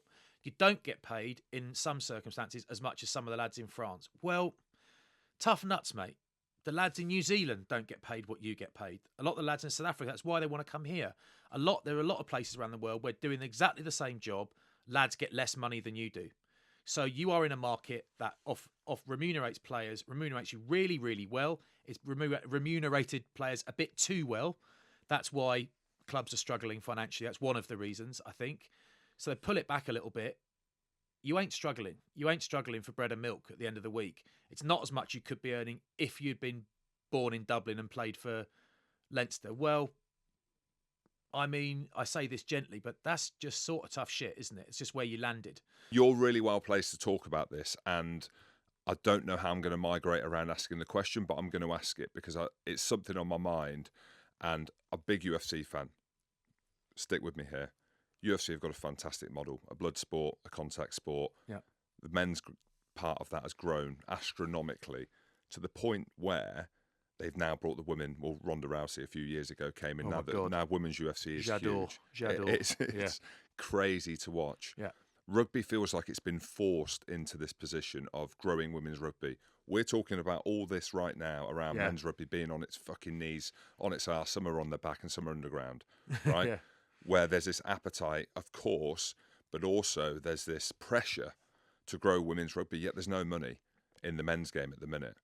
So how do you feel about when you talk about that? Because I know you are a genuine advocate for that. You commentate, you're doing the graft in the media, you're helping because you have such a high profile now in the media, in the women's space as well. Like, do you see what I mean? The question, have I asked a question there? No. Yes, so there seems to be like we're trying to push now for the women's game when there isn't the finance to push the men's game at the minute. Yet on one side why are we not doing this? Why are we not doing that? The women need to be paid significantly more when we haven't got the men's part of it in order. Do you know what I mean? Do you yeah. It's a tough question to answer, but it's something that I'd love to talk to you about. I think there are some men who think that women's sport is being forced upon them. I think it isn't. I think you can just not watch it if you don't want to watch it. It's not forced upon anybody. I think that women's rugby, for example, the football, the Euros was frigging great. How good was the final, class, mate? It's just absolutely class. How physical were they? It's class, mate. Yeah, not I love that, it. Not that I can base another human on their physicality, of horrible units but I kind in of, there, yeah, exactly. A couple of horrible units in there. I loved it. And, you know, giving it all the verbals, dropping it's great, mate. Dropping knees, coming in late on the old Achilles, proper Vinnie Jones gear. I liked it, but it's not forced upon anybody. Comparisons with the men's game in rugby are completely predictable. It's always going to happen, and a lot of them are fair and reasonable. A lot of them kind of are pointless. It's a different sport in a sense, same sport, but same but different. I think that in a sense, because it's been forced upon the women's game to move more slowly, because there's less visibility, there are fewer playing numbers for sort of forever nationally. Because it was seen as a boys' sport until very recently, right, in the grand scheme of rugby, seen as largely as a boys' sport. Of course, girls and women have always played, but they weren't the numbers that there were of boys. So that's changing, and I think that what they're doing right, probably because they kind of have to do it right, is take it slow financially. Take it slow. So when was the last World Cup? 2017 final in, you know, I was there with ITV doing the World Cup over in Belfast. I think it was at Ulster. I can't remember. I think it was at Ulster. And England started well, and New Zealand came back and won it and all that. The numbers were, I remember 2.35 million people watched that on telly. That's a lot, considering pretty much no women's rugby had been on telly. Not much of it at all, really, before. That's big numbers. That is, I realise it's terrestrial TV. It's not BT Sport or Sky. But compare that to Bath Leicester on a Friday night. I mean, it's 10 times the numbers roughly, right? Because it's free telly, which helps. People don't have to watch it. People who pay for subscriptions tend to watch more sport because they're keynotes, hence they're paying, and they've paid for it, so want to get their money's worth. Terrestrial viewership is all optional. It's all discretionary. So it's often a really true number. Those numbers rise. You look at the November games that England played at Six Ways against the USA. Not a great game, 89-0 to England. Packed crowd. Really great vibe. People love it. 89-0 was probably perfect, really, for the sort of new viewers and the kids, because there's loads of tries to cheer. They're not concerned. Kids aren't concerned necessarily about, you know, competitive games and all that sort of stuff. So I think that women's sport, when you say it's forced upon you, it's got more column inches than ever before. It's on TV more than ever before. If you don't like it as much, like, that's cool. I think I've never been bothered about whether it's men's or women's particularly, because I'll tell you two reasons, and I'll be completely frank about it. One, it's just sport. I just like sport. I'm not a sports addict at all, but I just like sport. So when, you know, women started coming to the UFC, I very happily watch that. I don't turn it off because it's a woman. So, oh my God, they're going to smack the shit out of each other. This is going to be great. You know, so Ronda Rousey in particular, you know, I was probably in love with her for a period of time, Jim. There's that. And also, it's my job to research, read around, prep and commentate on sport. It's my job. So I get paid to do that, right? I do it because I love it, but I wouldn't do it for free because I wouldn't have any time to do anything else. People that say I play rugby for free. No, you wouldn't. Not professional. Can't train all day, every day and play at weekends and not have another job. You can't have a full-time job for free. You can't do it. So unless you won the Euros. So I wouldn't, but being completely frank about it, I get paid the same to do men's or women's. So I've just never cared about, do you want to do Women's World Cup? Yeah, great. I really enjoy it. I like the games. Doing what we do, it's not like the commentators of old where you do a Saturday afternoon, no one ever sees you again. You maybe have a faceless column in a magazine.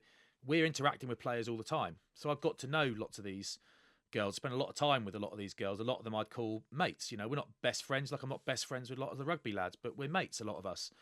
So it's my job. I really enjoy my job. And if someone said you got the National Schools Championship final coming up at Twickenham, it's on ITV and same standard contract, yeah, I'll do that. No problem. I don't really care who's playing, to be honest. Like, don't mind who's playing. That's the point. So there's that. And if you feel like it's being forced upon you, you ain't got to watch it. Like, boxing is not forced upon me. I choose to watch it. I don't watch a lot, but I choose it. It's not forced. But the day after the Joshua fight, or the few days after that, I look on my newspaper apps on my phone and whatever, and it's just all the columns are about that. There's a lot of coverage, but it's not. I haven't got to read it. That's. I'm interested to read it, but I think there's way more visibility of it but that doesn't mean it's forced upon you, because I think it isn't. It's all discretionary. It's all optional. I just happen to like it. That's why I asked you the question. I might not have contextualised it as well as you've answered. Well, no, I haven't. Not maybe. But I think it's important, Flats, because there's not many people, or can I call you, your arms up big, an alpha male who talks about it like that.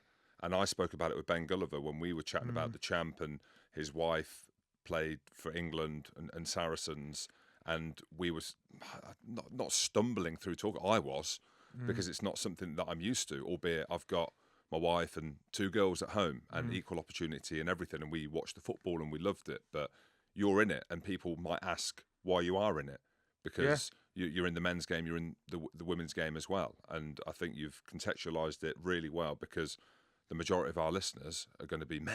And males. With all the other stuff you and I've got going on, like, would I commentate on 30 men's games a year for free? No, because that means I'm leaving my family at weekends. I love my job, but I do a lot of prep, like you do, like we all do, a lot of prep. I'm leaving my family at weekends. I'm missing my kids' parties. I'm missing dinners with my mates. I'm missing weddings all the time, all that sort of stuff. Be funeral soon, Jim, the age we're getting to. Missing all that stuff. Would I do that for free? No, not as much as I do. I do bits. I wouldn't do it. Would I do 30 women's games a year for free? No, it's my job. I love my job, but it is my job.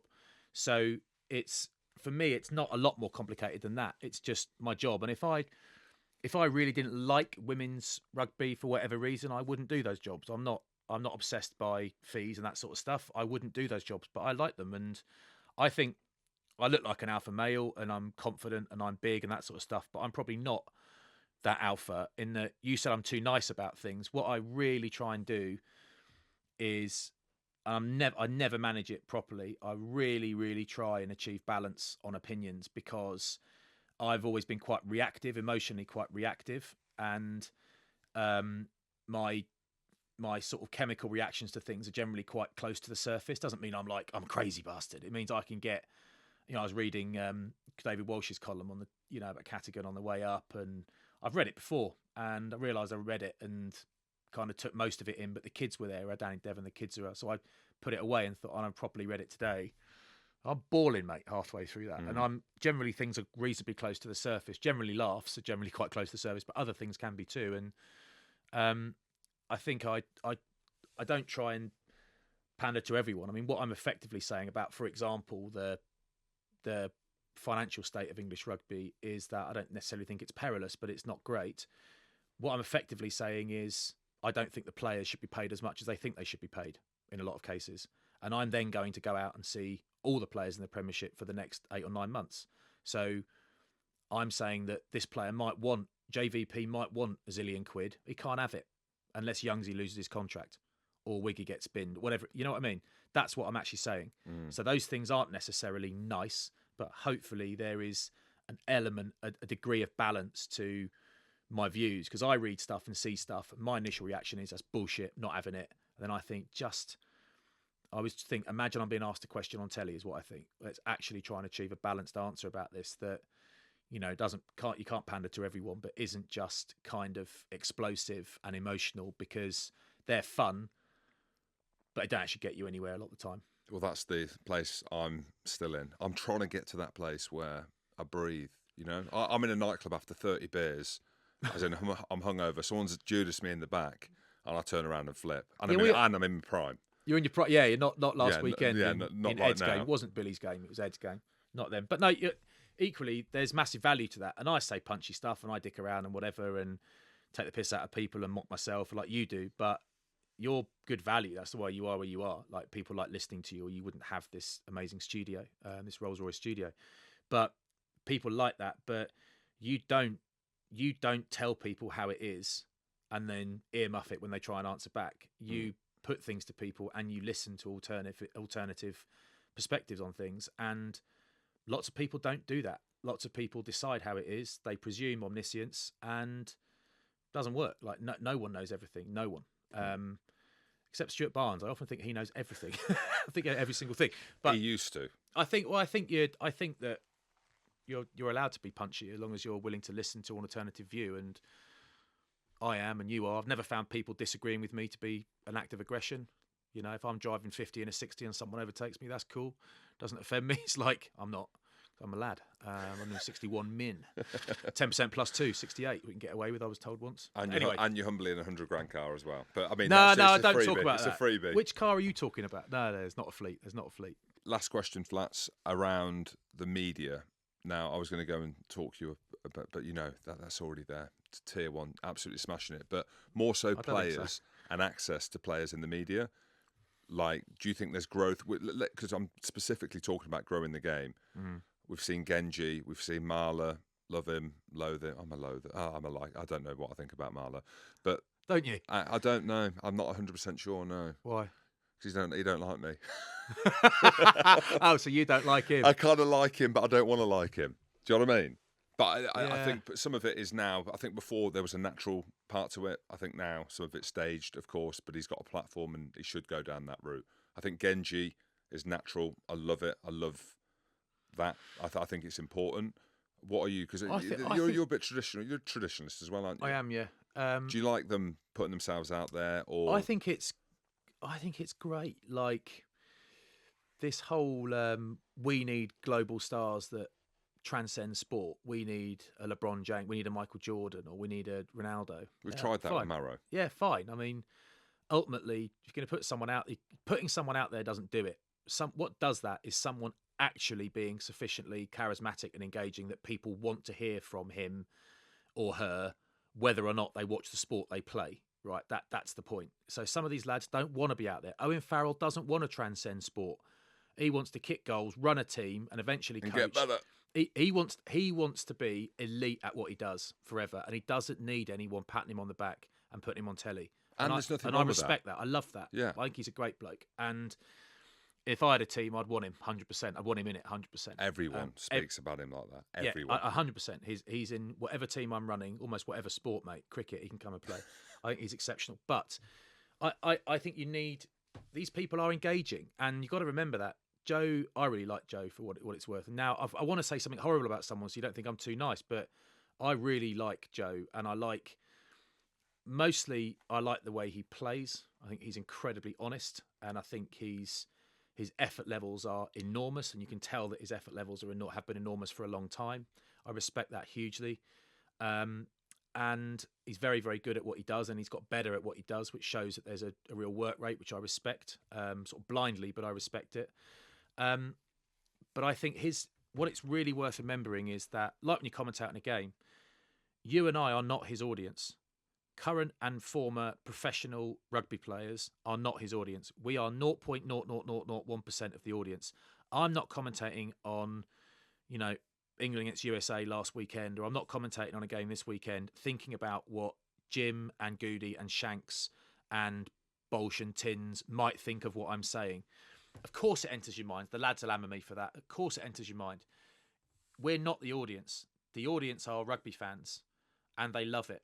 And that there will be lots of people who, when I'm dicking around on telly thinking I'm funny, laughing at my own jokes, there will be ex-pros and current pros who think I'm a dick. There will be, and don't think I'm funny, and they'll be irked by it.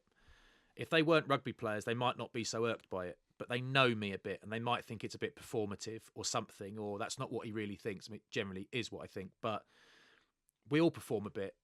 I think we all do. And people like Joe get people watching rugby content, is a horrible word. Rugby content. Oh, that's my life. Exactly. Who otherwise, swap the O for a, who otherwise wouldn't watch it. And I think that's important. I think he's very bright. I think he is an engaging bloke. And we're not bezies or anything like that. But whenever I see him in a car park, or whenever we're in the same place for a beer, which I think has been once ever, I really, really like his company, and think you would too. And that, I try not to get very close to players, so I'm not constantly messaging or trying to meet up or anything like that. I try and keep very separate from all that. And it's difficult because we're so merged with them a lot of time, with so much contact, but I try and keep really separate, except for Will Collier, who plays for Quins, because we talk barbecue shit all the time. So I'm biased towards him now. Helpfully, he's the best scrummager in the Prem, probably, so it makes it a bit easier. But yeah, there's that. I like all of that. I think it's good. And in terms of access to players, this is not what you meant, but access to players in the media, I think we ain't got it right yet. I don't think there is. The media know that without the players and the coaches, we're not there. I think there is insufficient acknowledgement from rugby players and staff that without the media, they're not there, because their dough doesn't come from, it effectively comes from TV, right? Without the media, they need us as much as we need them. And I think that isn't always recognised. I think the clubs are great as a rule. Clubs are really cool with stuff. Most of them, I think, not all of them. Most of them, I don't have to get access much. When I'm doing Six Nations-y stuff or World Cup-y stuff, I am often seeing exactly what access you're getting. And it's really often crap and really restrictive. The Australia tour I've just been on. So good.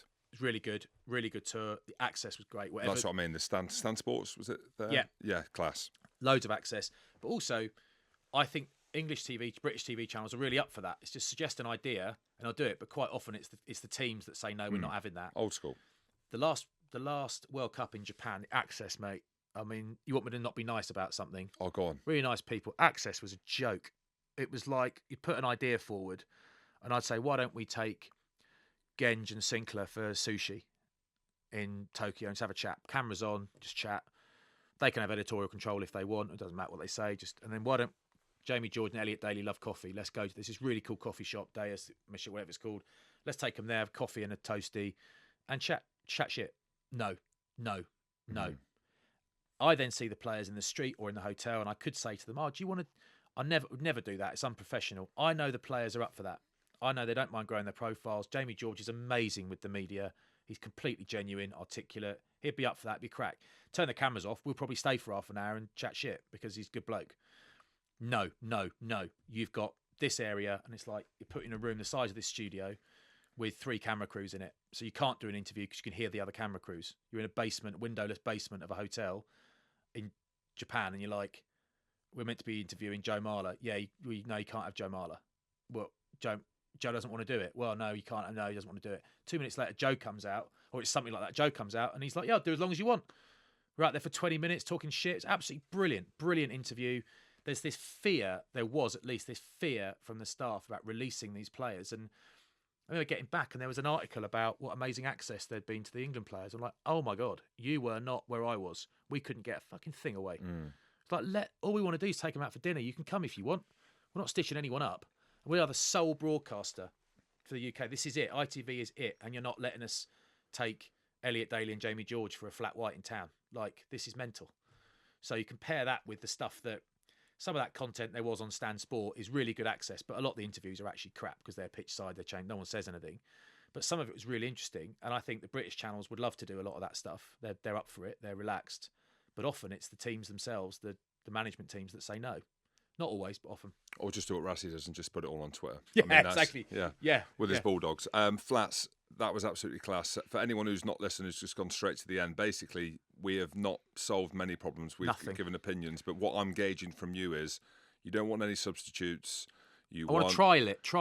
So try no substitutes. So make them run for significantly less money. Yeah. Bring Joe Marler on as the next face of ITV and put everything out on social media like Rassie, because that's the platform. I'm joking. Flats, that was absolutely class, mate. Cheers, Jim. Well done, mate. Cheers, mate. Keep going.